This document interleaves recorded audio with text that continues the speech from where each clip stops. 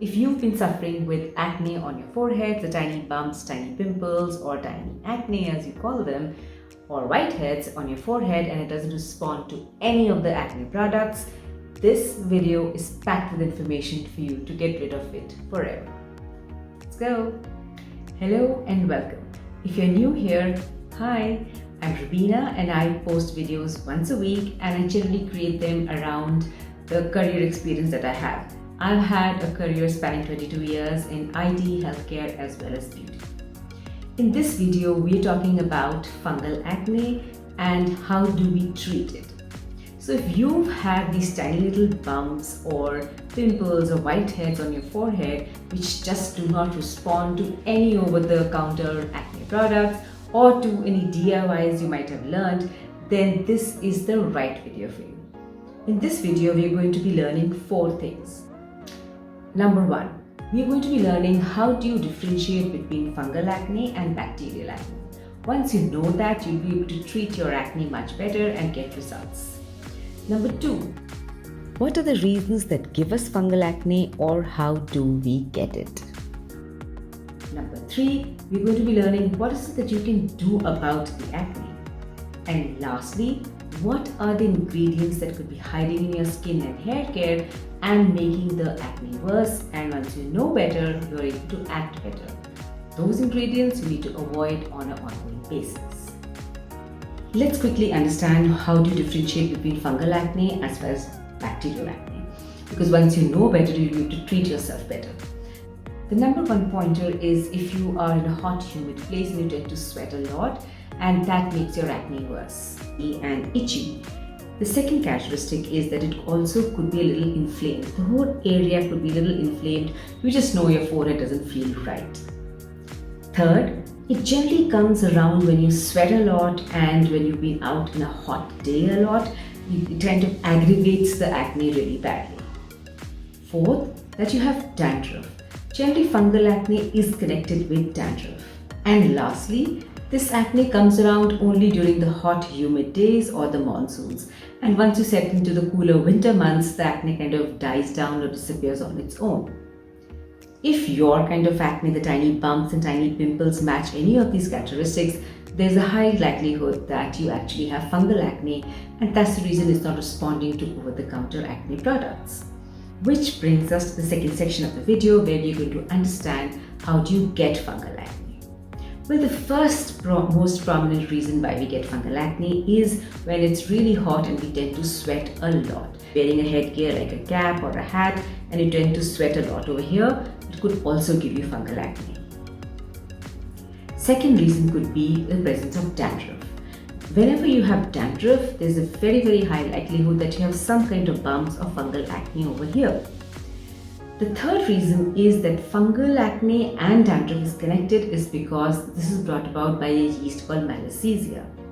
Malassezia is a very innocent looking yeast that lives on our scalp as a routine part of the flora and fauna that lives on our scalp.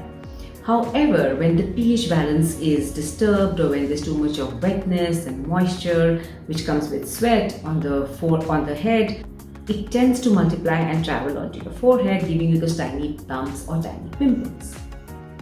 The fourth reason could be contact dermatitis, which is generally brought about by some innocent ingredient in your skin or hair care, which is actually feeding the fungus. Now, this could be coming about because you're using a new set of products, or it could also be aggravated because of a product that you've been using for some time, but is now in enough quantity to feed the fungus further. Down in the video, we're going to be understanding what these ingredients are and what is it that you need to avoid. And lastly, if you have an underlying condition like psoriasis or eczema, these conditions tend to compromise the skin barrier, the lipid barrier, which kind of makes us more susceptible to fungal acne as well as bacterial acne. A healthy skin lipid barrier can actually fight off these infections very easily, but when there's a compromise, they tend to kind of get it really aggravated and give us a bacterial acne breakout or a fungal acne. That brings us to the third section of the video where we're going to understand what is it that you can do to help yourself. To help yourself best, it's good to understand at what stage is your fungal acne. In the first stage where it's just started, you have very little dandruff and there is not too much of itching and there's no odor, you could use a Head and Shoulder shampoo. Head and Shoulder has an ingredient called pyrazidone zinc, which is fantastic in fighting bacteria as well as fungus. Now, Head and Shoulders is not a skincare product, so please use it with caution. What you could do is use a little bit of the shampoo on your forehead and let it stay there for 4 to 5 minutes, along with, of course, putting it on your hair. The pyrazidone zinc actually works on the acne, on the fungus, kills it, and kind of helps the skin recover, and it kind of heals the acne really well. You should see an effect in about 1 or 2 weeks. Please be careful to not get it into your eyes, but it's not a facial care product, so it could irritate your eyes a lot. In the second stage, where you have a little bit of acne, but you also have tiny pustules filled with pus, you could use the Neutrogena Salicylic shampoo. Now, salicylic as an ingredient is able to get in and stop the acne well before it starts. This Neutrogena shampoo really helps you. Now again, we do the same thing. Apply a little bit of the shampoo on your forehead as well as scalp and let it rest for about 4 to 5 minutes. Please be careful, it's not a facial product, so when you clean it up, not to get it into your eyes because it will really irritate the eyes. Using this in about 2 to 3 weeks should give you good relief. In the last scenario, you could have had fungal acne and dandruff as a very stubborn, hard to heal situation for a very long time. The dandruff could also have an odor to it and could be very sticky. In such an instance, you could use the shampoo Nezoral. Nezoral has an ingredient called ketoconazole. Ketoconazole is really effective in clamping down on the yeast and sorting out the fungal acne. Now keep in mind that it is very dry. So when you use it on your forehead and your scalp, please use very little quantity. And again, be careful not to get it into your eyes. For either of these scenarios where you're going to be using either Head and Shoulders or Neutrogena or Nezoral, the forehead area could actually get very dry. So please make sure that you're hydrating it well and you're using a good moisturizer post-use. If there is a certain amount of peeling, then I suggest you even reduce the quantity even lesser and then continue to use it till you get relief from the acne. Now, while we are doing all of these things, it's also good to know what ingredients could actually be making your acne really bad. Because when you know better, you're just able to help yourself better. There are a few ingredients that you need to watch out for. The first ingredient is fatty alcohols.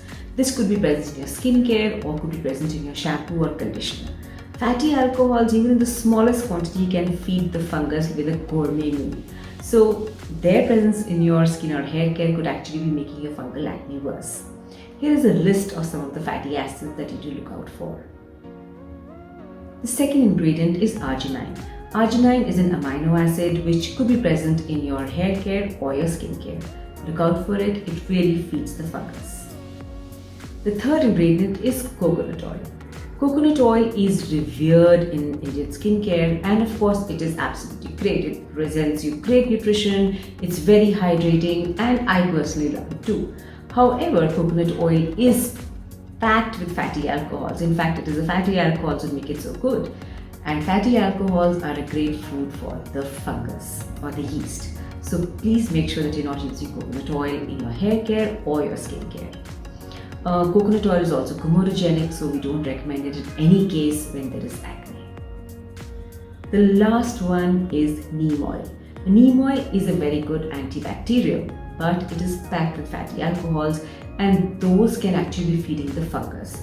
So make sure that that is not part of your skin or hair care at all.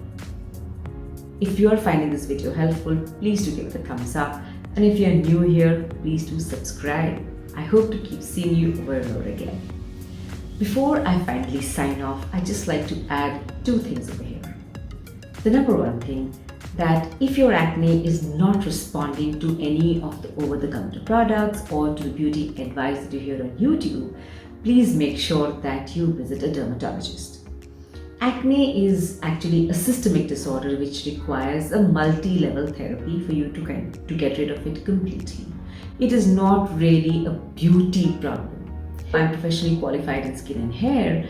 I know that acne should not actually be treated with over-the-counter beauty products.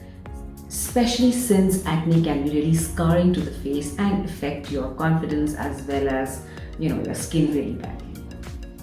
The second thing is that meet a dermatologist and make sure along with that you also get support in nutrition as well as mental wellness. Nutritively, if you are deficient in minerals and vitamins, your skin is just not strong enough to fight off the bacteria and the fungus. So getting good nutrition support is really important, especially when you have an ongoing skin or hair issue.